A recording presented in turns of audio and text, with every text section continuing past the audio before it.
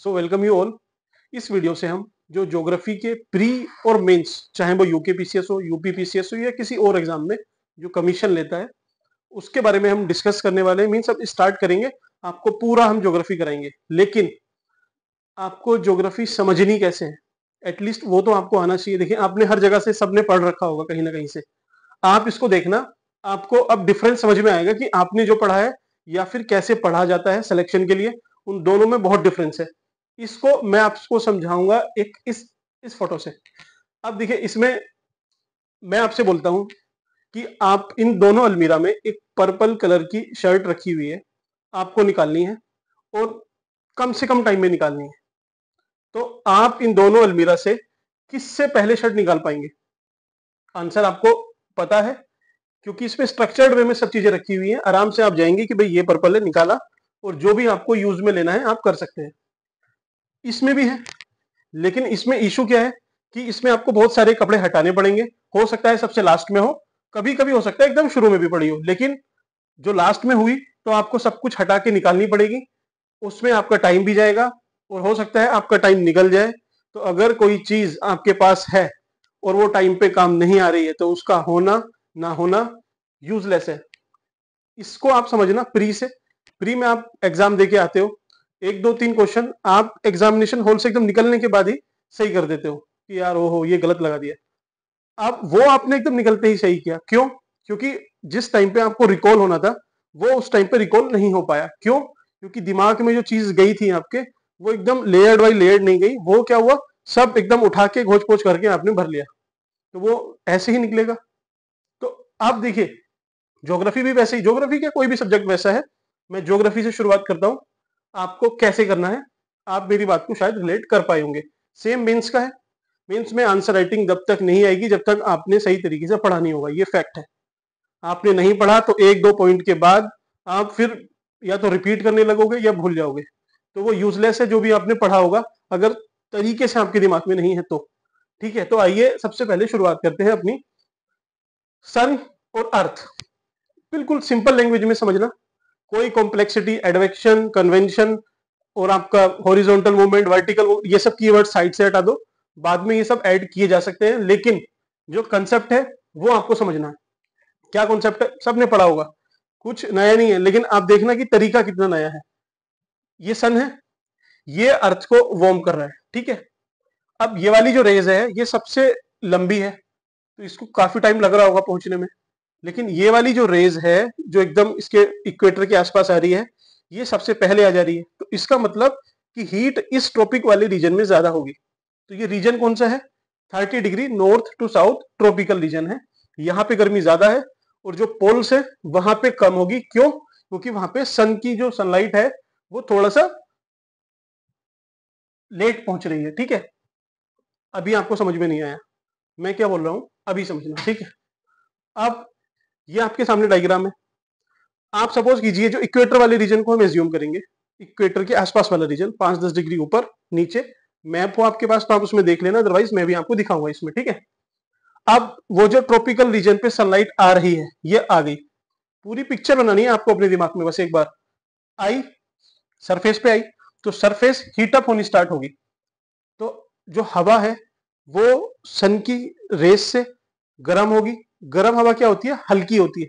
हल्की चीज ऊपर उठती है, तभी तो हमसे बोलते भी हैं कि आदमी को अपने कैरेक्टर में हल्का होना चाहिए।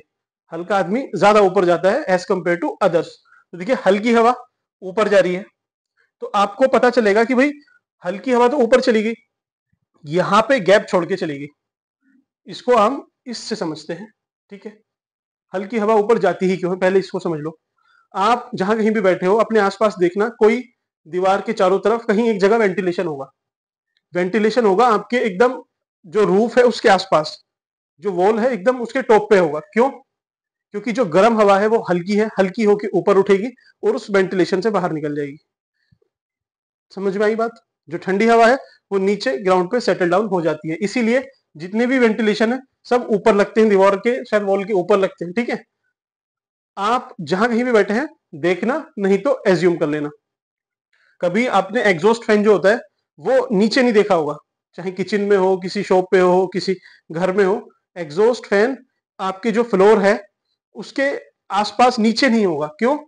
क्योंकि गर्म हवा उसको बाहर निकालनी है, तो गर्म हवा तो ऊपर है, अगर वो नीचे लगा दोगे तो वो नीचे से ठंडी हवा बाहर निकाल देगा। ठीक है, तो और समझते हैं इसको, टेंशन नहीं लेना। ये ऊंट है, कहाँ पे है? रेगिस्तान में है। तो प्रकृति ने इसको ऐसा बनाया है कि सबसे पहले जब सनलाइट आएगी तो इस सरफेस को गर्म करेगी, गर्म हवा ऊपर उठेगी। तो अगर इसकी ये जो बॉडी है ये एकदम जमीन के पास होगी तो इसको ज्यादा गर्मी लगेगी, लेकिन कुदरत ने इसलिए इसको लंबे पांव दिए ताकि ये ऊपर इसकी बॉडी चली जाए और हवा धीरे धीरे धीरे उठते उठते उठते यहाँ ठंडी होती चली जाएगी और इसकी बॉडी अकॉर्डिंगली कम वार्म होगी। नहीं समझ में आया? फ्रीज से समझते हैं। घर में सबके फ्रीज होगा। अब देखना, जो फ्रीजर होता है ना वो एकदम टॉप पे होता है। क्यों होता है? क्योंकि जो गर्म हवा नीचे से ऊपर जाएगी, ऊपर जाती जाएगी, ऊपर फ्रीजर के आसपास जाके ठंडी हो जाएगी, ठंडी होके फिर वो नीचे को भेज देगा। तो पूरे फ्रिज में एक इक्विलिब्रियम बना रहता है, बैलेंस बना रहता है, हीट एक्सचेंज होता रहता है, इसलिए फ्रीजर ऊपर होते हैं। अभी वाले फ्रिज से कंपेयर मत करना, अब जो नए मॉडर्न आ रहे हैं तो उन्होंने फ्रीजर नीचे भी वो देने लगे हैं, लेकिन उसको सेपरेट रखते हैं। ठीक है, तो वो डिफरेंट है, जनरल आप पर्सपेक्टिव समझना। ठीक है, सेम विद माउंटेन। आप किसी पहाड़ पे जाना, तो जब आप एकदम उस पहाड़ पे एकदम चढ़ना शुरू करेंगे, जैसे सपोज हिमालय पे ही या अपना ये शिवालिक वाली रेंज में, तो वहां देखना वेजिटेशन होगी ठीक ठाक, ज्यादा ठंडी नहीं होगी। और ऊपर जाओगे जाओगे जाओगे तो जब एकदम टॉप पे चले जाओगे तो वहां बर्फ मिल जाएगी। क्यों? क्योंकि जब आप सरफेस से ऊपर की तरफ जाते हो तो हवा ऊपर चली जाएगी, जाते जाते जाते ठंडी हो जाएगी और फिर बर्फ भी बन जाती है। ठीक है, और भी इसके रीजन है, लेकिन चलिए समराइज करते हैं इसको। तो आपको समझ में आया कि हवा गर्म होके उठेगी, ऊपर जाएगी। ठीक है, तो तो अब आपको दो चीजें समझनी है कि वो जो हवा ऊपर उठ रही है पहले उसको समझते हैं, और सरफेस पे क्या हुआ होगा जब वो उठ गई उसको बाद में समझेंगे। तो देखिए, वो हवा गर्म है, ऊपर उठी, तो ऊपर उठती जाएगी और हाइट पे जाके वो कंडेंस होना स्टार्ट हो जाएगी। कंडेंस मतलब वो सिकुड़ना स्टार्ट हो जाएगी, क्योंकि पानी ही है उसमें। अब देखिए, सरफेस पे 32 डिग्री सेल्सियस है, उसके ऊपर 22, 12, 2, -3, -8, तो ऊपर जाके वो क्लाउड बन जाएगा एक सर्टेन हाइट पे। ठीक है, वो हाइट कुछ भी हो सकती है। तो ऊपर जाके क्लाउड फॉर्मेशन हुआ, अब बादल बन गए हैं। इसका एग्जांपल कैसे हमें समझना है? सपोज ये केतली है, ये गर्म हो रही है, इसको समझ लीजिए ये सन है, सन की वजह से ये सरफेस हीट हुई, हीट होके इसने क्या किया, इस केटल में जो भी सपोज वाटर है उसको गर्म किया, तो वाटर वार्म होके एयर की फॉर्म में वेपर बनेगा और ऊपर हल्के उठते उठते उठते उठते जाएगा। आपने एक प्लेट रखी, तो यहाँ पे आप देखना कि बारिश की बूंदे जैसी बन जाएंगी, तो फिर यही बारिश होती है। ऐसे ही सेम इसमें रिपीट हो रहा है कि ऊपर जाएगी, यहाँ पे क्लाउड फॉर्मेशन हुआ, वो क्लाउड कहीं ना कहीं बरस जाएंगे, रेनफॉल हो जाएगी। तो ये तो हुआ हवा जब ऊपर उठ के बरस गई, लेकिन जो आसपास की नीचे सरफेस की जो हवा थी तो वो तो कम हो गई। जैसे एक बाल्टी है, उसमें पानी भरा हुआ है, मैं उसमें से एक मग पानी निकाल लेता हूं, तो आसपास का पानी क्या होता है ना, एकदम सर्कुलर मोशन में उसको कवर अप करने के लिए आ जाता है। क्यों?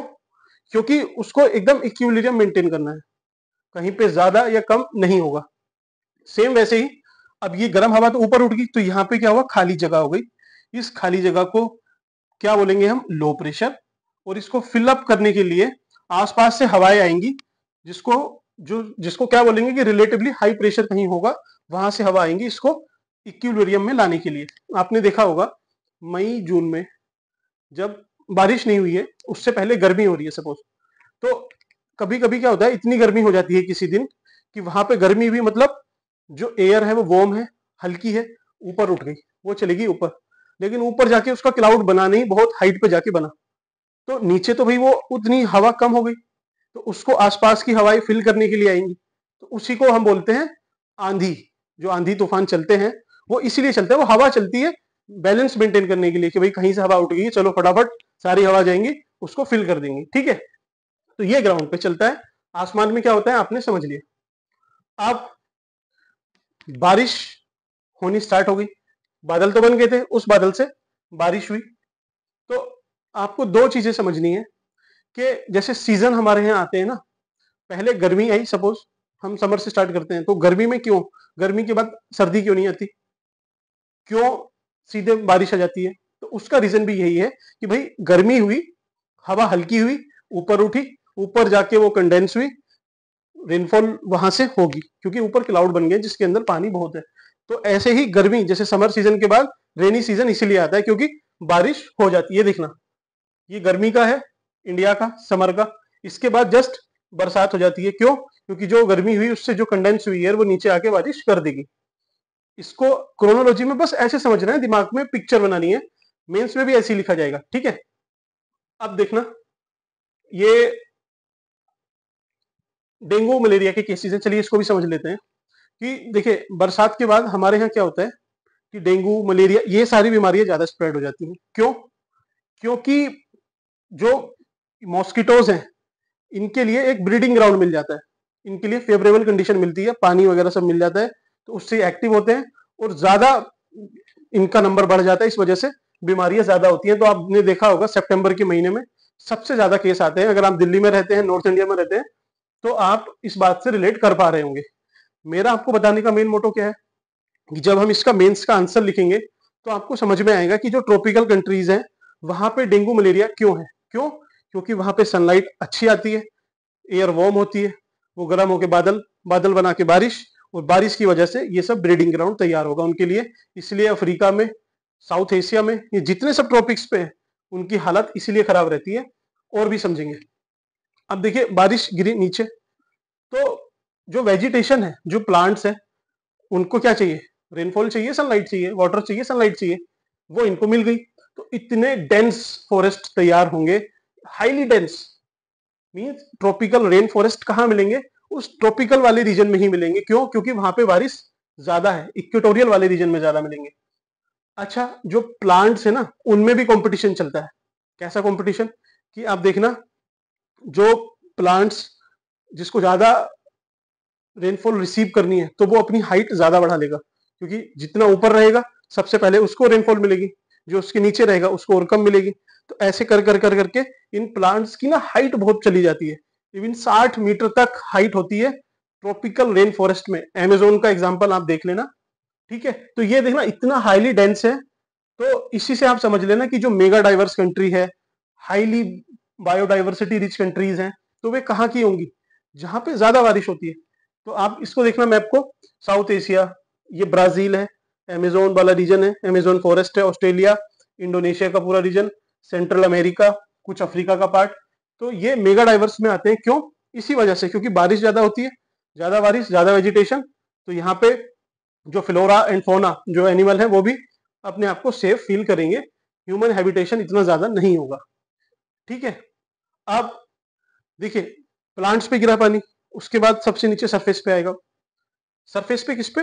मिट्टी पे, सोयल पे। तो अब किसी भी मिट्टी पे ज्यादा पानी गिर रहा है तो होगा क्या? उसके जो मिनरल्स हैं वो नीचे चले जाएंगे, लीचिंग स्टार्ट हो जाएगी, एकदम इतने नीचे चले जाएंगे, बहुत नीचे, जिनको प्लांट्स को वापस लेके आना बहुत मुश्किल हो जाएगा। तो इसीलिए यहाँ की जो सॉइल होती है वो उतनी ज्यादा फर्टाइल नहीं होती, fertile in terms of agriculture. तो यहाँ पे फर्टिलिटी थोड़ी कम रहती है रिलेटिवली, क्योंकि जो न्यूट्रिएंट्स है ना वो सारे नीचे सेटल डाउन हो जाते हैं, क्योंकि इतना पानी गिरेगा वो बहा के नीचे ले ही जाएगा मिनरल्स को। तो ये आप देख सकते हैं, ये लीचिंग हो रही है, क्रॉप उतनी अच्छी सुटेबल नहीं होगी यहाँ पे। ठीक है, अब देखते हैं एग्रीकल्चर। अब जब भाई मिट्टी इतनी खराब है तो एग्रीकल्चर कैसे होगी? तो एग्रीकल्चर, जो सरफेस पे जो जो चीज अवेलेबल होंगी उसी के हिसाब से वहां की एग्रीकल्चर डेवलप होगी। जैसे शुगर केन, शुगर केन क्या है? प्लांटेशन क्रॉप है। प्लांटेशन मतलब एक प्लांट की तरह है। तो प्लांट तो वहां पे अच्छे होते ही हैं ट्रॉपिक्स वाले रीजन में। तो देखना, प्लांट्स, ये जो शुगर केन है इसके प्रोडक्शन में सबसे ज्यादा कौन है? ब्राजील। तो ब्राजील आप देखो कहाँ है, एकदम इक्वेटोरियल वाले रीजन में, बारिश ज्यादा हो रही है, प्लांटेशन क्रॉप है, इसी वजह से गन्ना ज्यादा हो रहा है। इंडिया है दूसरे नंबर पे, तीसरे पे फिर थाईलैंड आ गया, चाइना, पाकिस्तान, ये सब देखना ट्रॉपिकल कंट्रीज हैं, particularly of equatorial region and south Asia. समझ में आई बात? तो हमें ऐसी समझना है कि भाई सोइल कैसी है, सोइल के बाद एग्रीकल्चर, एग्रीकल्चर के बाद क्या आएगा? भाई जैसी एग्रीकल्चर वैसी वहां की इंडस्ट्री, जैसी इंडस्ट्री वैसी वहां का स्टैंडर्ड। तो देखेंगे उसको भी अभी हम। अगला आते हैं राइस में। राइस में भी देखिए, इंडिया, चाइना, इंडोनेशिया, ये सब क्यों है? क्योंकि यहाँ पे पानी बहुत ज्यादा बरस रहा है ऊपर से, इसी वजह से इनका प्रोडक्शन सबसे ज्यादा है। तो एग्रीकल्चर आपको समझ में आया कि सॉइल के बाद में एग्रीकल्चर पे हमें आना है। एग्रीकल्चर के जो जो रिलेवेंट फैक्ट है वो लिखने हैं। ये अपना मैप है, आपको इसे देखते जाना है, ठीक है। अब देखिए कहीं पे ज्यादा प्रोडक्शन हुआ गन्ने का, ये अपना शुगर केन है, तो यहाँ पे इंडस्ट्री कैसी लगेगी, शुगर केन मिल लगेगी, ठीक है। राइस, राइस का प्रोडक्शन है तो राइस मिल लगेगी। अब ट्रॉपिकल वाले रीजन में ही लकड़ी बहुत ज्यादा हो रही है, इतना ज्यादा हाई ग्रोथ है प्लांट्स की, ज्यादा प्लांट्स हैं तो प्लांट्स को काटेंगे भी, जब काटेंगे तो कौन सी इंडस्ट्री डेवलप होगी, would industry, would and pulp industry, paper यहाँ पे डेवलप होगा। तो आपको ऐसे समझना है। देखिए पाम ऑयल प्रोडक्शन, ये पाम ऑयल क्या होता है, वही तेल है। ये कैसी, किससे हम रिसीव करते हैं, प्लांटेशन क्रॉप है। तो प्लांटेशन क्रॉप कहाँ, Indonesia, Malaysia, Thailand, Colombo, Nigeria, आप इसको मैप में देखना, सारी वही ट्रॉपिकल वाली कंट्रीज है। तो आपको समझ में आया कि जैसा एग्रीकल्चर वो एक प्राइमरी सेक्टर है, वही रॉ मटेरियल का यूज करके हम इंडस्ट्री लगाएंगे, तो वैसी इंडस्ट्री तो साउथ एशिया या फिर पूरे इस इक्वेटोरियल बेल्ट में इसी तरह की इंडस्ट्री आपको देखने को मिलेंगी, ठीक है। अगला भाई, इंडस्ट्री ऐसी होगी, एग्रीकल्चर आपने देख लिया। अब आपको ह्यूमन वाले एस्पेक्ट में आना है। कैसे, सपोज वहां पे एग्रीकल्चर हो रहा है, इंडिया का एग्जांपल ले लेते हैं, इंडिया में एग्रीकल्चर हो रहा है, तो एग्रीकल्चर में आपको क्या चाहिए, ज्यादा मैन पावर चाहिए। ज्यादा मैन पावर मतलब जो फैमिली है वो बाहर से तो ऐसा है नहीं कि वही मशीन वगैरह लेके आएगी काम करेगी, मैन पावर ही ज्यादा जनरेट करेगी। तो यहाँ पे पॉपुलेशन ज्यादा है, इसी वजह से है क्योंकि उनको ज्यादा लोग चाहिए, मोर हैंड मीन्स मोर वर्क, ज्यादा हाथ ज्यादा काम। तो इसी वजह से जितनी भी पॉपुलेशन ज्यादा है, देखना China, India, Indonesia, Pakistan, Brazil, Nigeria, Bangladesh, ये सब, यूएसए को छोड़ दीजिए फिर क्योंकि इसके पास एरिया ज्यादा है, लेकिन मोस्टली कंट्रीज क्या है, टॉप 10 अगर हम देखते हैं पॉपुलेशन में, तो वो सब इसी रीजन से है। रीजन आपको समझ में आया, क्योंकि ट्रॉपिकल है। अब ज्यादा पॉपुलेशन है, सर्विस उतनी होंगी नहीं, आपको पता है रेनफॉल हो रही है तो बारिश है, बारिश से मच्छर है, मच्छर से बीमारी है, तो ह्यूमन डेवलपमेंट कैसा होगा। तो साउथ एशिया प्लस अफ्रीका, इन सब में देखना यहाँ की एचडीआई रैंकिंग बहुत ज्यादा खराब होगी as compare to other world, ठीक है, इसीलिए इसको साउथ साउथ वाला रीजन बोलते हैं। अच्छा, अब यहाँ पे जो लोग रहेंगे वो कैसे होंगे, वो ज्यादातर प्रकृति प्रेमी होंगे।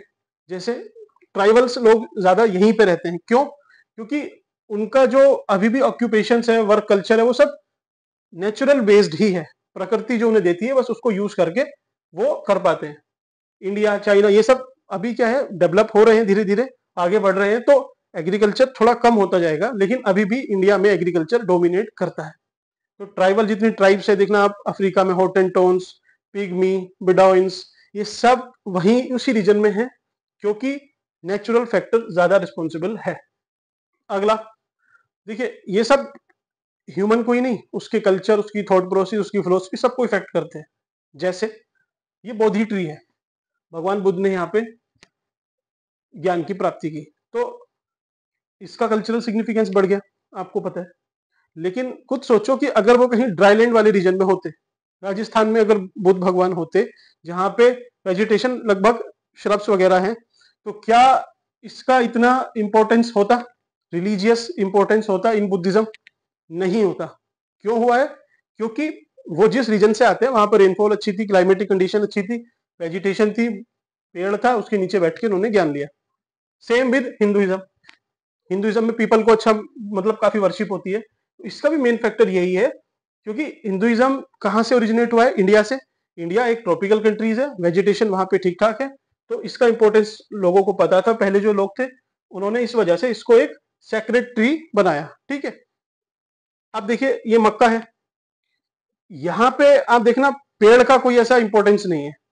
क्यों, इस्लाम में ऐसा इंपॉर्टेंस नहीं है, क्यों, क्योंकि ड्राई लैंड रीजन से आता है, सूखा एकदम प्रदेश है कुछ, क्योंकि अरब का ओरिजिनेशन कहाँ है, इस्लाम का अरब वर्ल्ड है पूरा, वहां पे क्या है, रेत ही रेत है, रेत में कोई ऐसी वेजिटेशन नहीं, तो वहां पे लोगों को इसलिए दफनाते हैं क्योंकि लकड़ी नहीं है, कोई लकड़ी का यहाँ पे ऐसा सेक्रेड मान्यता भी नहीं है कि किसी की पूजा होती है। तो वो सब सब चीज देखिए क्लाइमेट ही ड्राइव करती है। नेक्स्ट, आप इस मैप को देखना, जो मैंने बातें बनाई हैं आप इसको उस पर लेवल करके देखना, और फिर आप सोचना। सपोज मैं एग्जांपल ले लेता हूं ब्राजील का। अब ब्राजील के बारे में आपको कुछ नहीं पता, मैं पूछता हूं कि ब्राजील की आप मुझे कंडीशन बताइए, यही समझ होती है। आपने अच्छा देखा कि अच्छा ये ट्रॉपिकल वाला रीजन है, इसके बीच में ब्राजील आ रहा है, तो बोल दो कि भाई ब्राजील इक्वेटर के आसपास है, पहला पॉइंट। दूसरी, इस वजह से ट्रॉपिकल कंट्रीज है, 2 पॉइंट। तीसरा, यहाँ पे बारिश अच्छी होती है, ठीक है। चौथा, बारिश की वजह से वेजिटेशन अच्छी है, अमेजोन फॉरेस्ट वगैरह, वो एग्जांपल आप बाद में देना। फॉरेस्ट अच्छी है। सॉइल कैसी है? सॉइल खराब है। एग्रीकल्चर कैसा है? प्लांटेशन है, शुगर केन, ये सब प्रोडक्शन होता है यहाँ पे। इंडस्ट्री कैसी है? वुड इंडस्ट्री है। ये सब इंडस्ट्री भी अकॉर्डिंगली डेवलप होगी। ट्राइब्स रहती होंगी, हाँ ट्राइब्स रहती है। एचडीआई में रैंकिंग कैसी होगी? आप बता देंगे कि भाई अच्छी तो नहीं होगी, एटलीस्ट प्रॉपर आपको नहीं पता हो तभी भी। तो ऐसे सोचना है, और हम धीरे धीरे सब टॉपिक को डिस्कस करेंगे, इसके एग्जाम्पल आप ऐड करते जाएंगे, आपको इसमें मजा आएगा। अब देखिए वीडियो आपको कैसी लगी, आप मुझसे बताना कमेंट सेक्शन में, ताकि हम और ज्यादा ऐसे इनिशिएटिव लेके आए, ठीक है। So thank you.